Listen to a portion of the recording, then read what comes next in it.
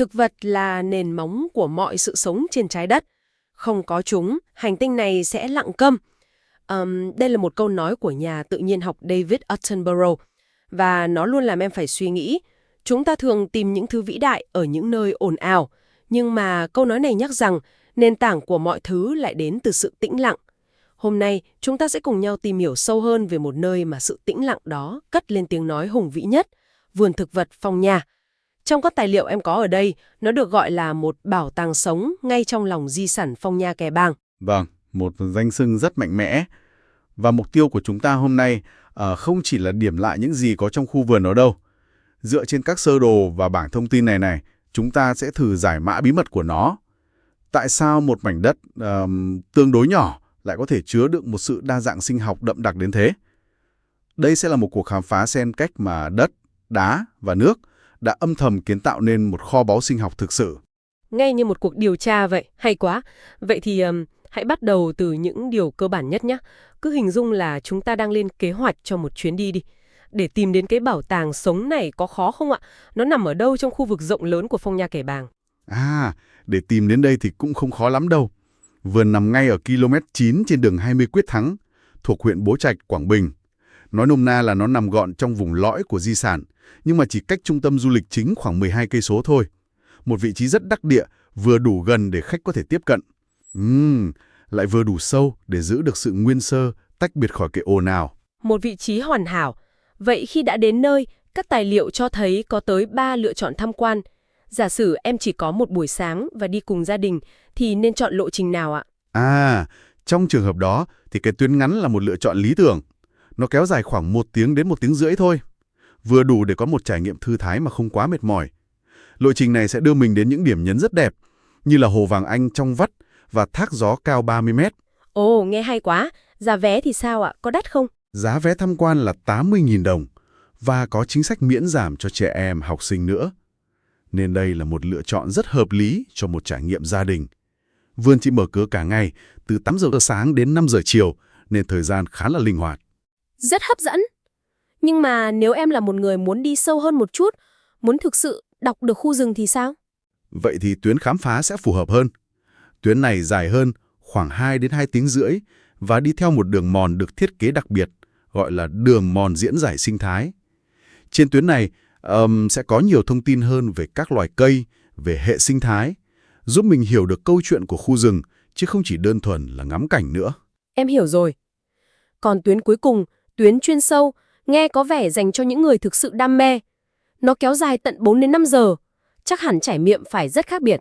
Hoàn toàn khác biệt. Đây là một chuyến trekking thực thụ, đòi hỏi sức bền một chút, nhưng phần thưởng thì vô cùng xứng đáng. Lộ trình này sẽ dẫn đến những nơi hoang sơ nhất, như là Thác Tiên, hay là được chiêm ngưỡng tận mắt cây gùa cổ thụ hàng trăm năm tuổi. Thậm chí còn được khám phá cả hang đạn nữa. Đây là trải nghiệm cho những ai muốn hòa mình hoàn toàn vào thiên nhiên và chạm đến những góc sâu nhất của khu vườn. Vâng, những thông tin về các tuyến tham quan rất hữu ích. Nhưng điều thực sự khiến em ấn tượng trong các tài liệu chính là danh xưng bảo tàng sống. Một cái tên rất mạnh mẽ. Nó gợi ý rằng bộ sưu tập bên trong phải vô cùng đặc biệt.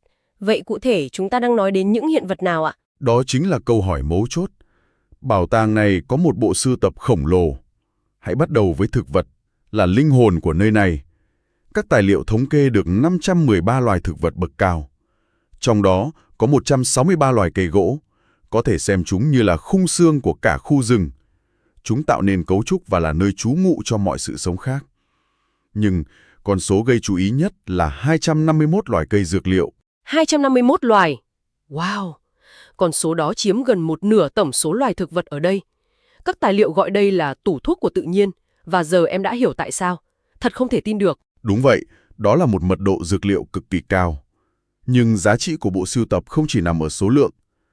Điểm nhấn quan trọng nhất về mặt bảo tồn là trong số hơn 500 loài đó, có tới 82 loài nằm trong sách đỏ IUCN, tức là danh sách các loài đang bị đe dọa trên phạm vi toàn cầu. Con số này ngay lập tức nâng tầm khu vườn từ một nơi xinh đẹp trở thành một trung tâm bảo tồn đa dạng sinh học có giá trị quốc tế. 82 loài trong sách đỏ, con số này rất ấn tượng, nhưng nó có ý nghĩa thực tế gì ạ? Liệu việc bảo vệ chúng trong một khu vườn có thực sự tạo ra tác động lớn, hay đây chỉ là một nỗ lực mang tính biểu tượng thôi? Đó là một câu hỏi rất xác đáng. Việc bảo tồn tại chỗ như thế này, trong môi trường sống tự nhiên của chúng, được gọi là bảo tồn in situ. Nó cực kỳ quan trọng vì nó không chỉ bảo vệ một cá thể cây, mà là bảo vệ cả một quần thể, bảo vệ nguồn gen gốc và toàn bộ mối quan hệ của nó với hệ sinh thái xung quanh. Khu vườn này hoạt động như một ngân hàng gen sống, một nơi lưu giữ những báu vật mà nếu mất đi bên ngoài tự nhiên, chúng ta vẫn còn nguồn để phục hồi. Nó không chỉ mang tính biểu tượng đâu, mà là một phao cứu sinh thực sự. Một ngân hàng gen sống, em thích cách gọi đó. Nó làm cho vai trò của khu vườn trở nên rõ ràng hơn rất nhiều. Nhưng mà bảo tàng này không chỉ có cây cối phải không ạ? Cái infographic còn cho thấy một thế giới động vật rất sôi động nữa. Chính xác, một bảo tàng mà các hiện vật có thể di chuyển, bay lượn và cất tiếng hót. Khu vườn là nhà của 343 loài động vật có xương sống. Tự nó đã là một con số lớn, nhưng khi chia nhỏ ra, chúng ta mới thấy bức tranh toàn cảnh về một hệ sinh thái khỏe mạnh. Còn 55 loài thú, 59 loài bò sát, 31 loài lưỡng cư, 67 loài cá. Và đặc biệt là 131 loài chim. 131 loài chim. Vâng, và để dễ hình dung con số này có ý nghĩa như thế nào nhé. 131 loài chim được ghi nhận ở một khu vườn nhỏ bé này, tương đương với gần 15% tổng số loài chim của cả Việt Nam. Thật vậy à? Đúng thế.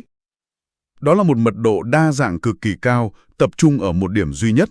Sự đa dạng ở mọi cấp độ, từ dưới nước lên trên cạn, từ mặt đất lên những tán cây cao nhất, chứng tỏ đây là một hệ sinh thái hoàn chỉnh, một cỗ máy tự nhiên đang vận hành rất trơn tru. Được rồi, những con số này thật phi thường. 513 loài thực vật, 343 loài động vật. Nó đặt ra một câu hỏi lớn.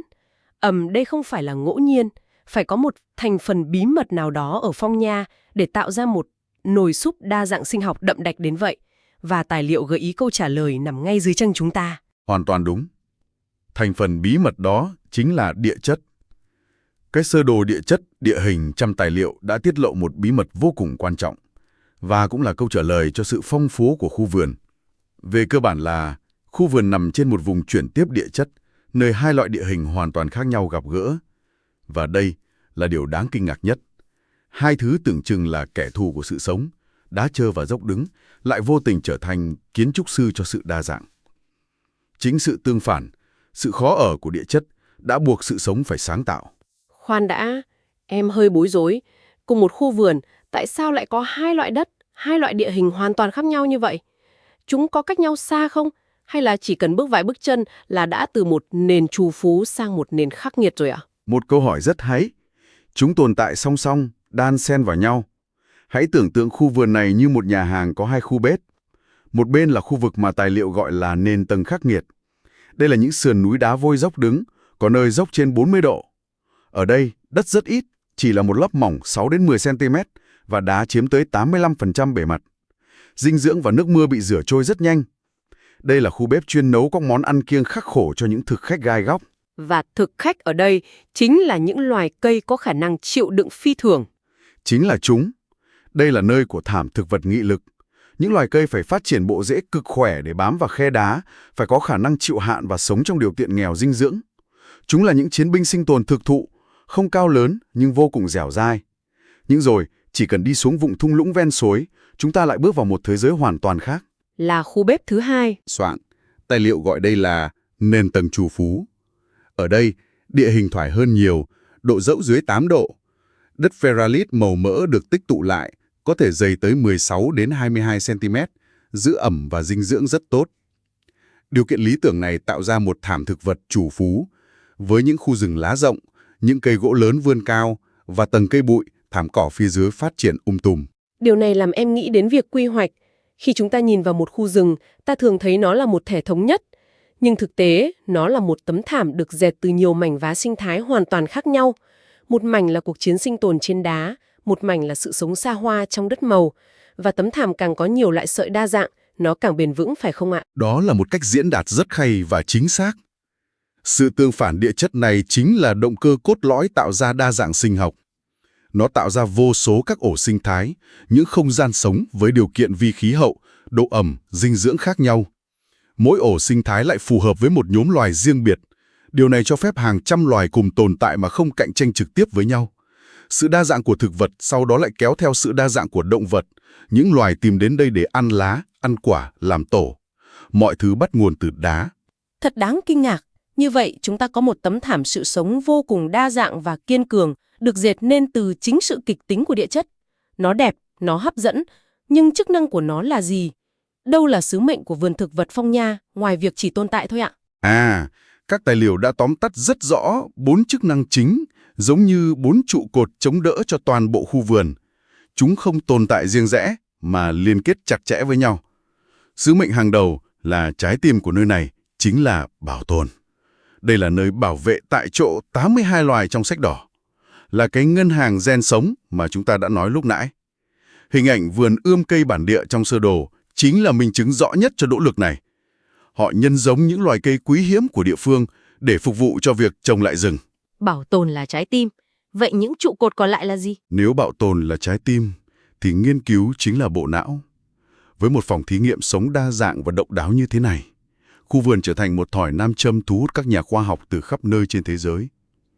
Họ đến để tìm hiểu, giải mã các quá trình của tự nhiên.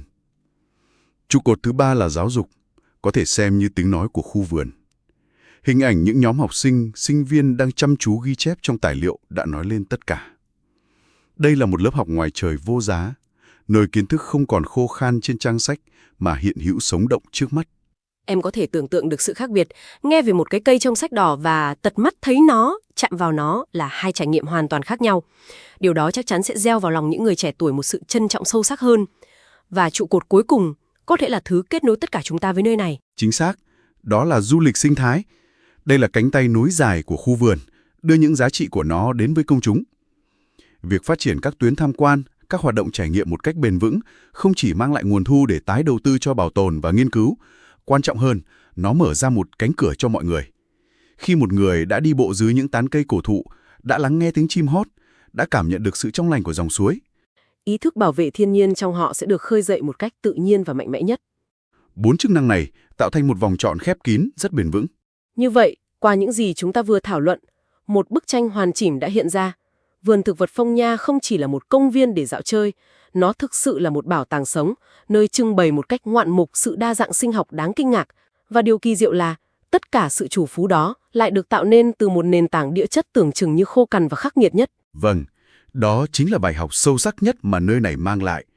Mối liên kết không thể tách rời giữa yếu tố vô sinh, tức là đá, đất, địa hình, và yếu tố hữu sinh là thực vật và động vật. Một tảng đá vôi không chỉ là một tảng đá, nó là nền móng cho một loài cây nghị lược. Một thung lũng không chỉ là một vùng đất trũng, nó là cái nôi nuôi dưỡng cả một khu rừng chủ phú. Thiên nhiên là một mạng lưới kết nối vô cùng tinh vi và chặt chẽ, và vườn thực vật Phong Nha là một minh chứng hoàn hảo cho điều đó. Và khi nghĩ về mạng lưới kết nối đó, có một con số từ đầu cuộc trò chuyện đến giờ vẫn còn ám ảnh em. 251 loài cây dược liệu. Chúng ta đã gọi nó là tủ thuốc của tự nhiên. Trong một thế giới hiện đại ngày càng phụ thuộc vào y học tổng hợp và những viên thuốc sản xuất hàng loạt trong nhà máy, chúng ta dường như quên mất rằng thiên nhiên đã có sẵn một nhà thuốc khổng lồ. Điều này gợi ra một suy ngẫm cuối cùng cho mọi người.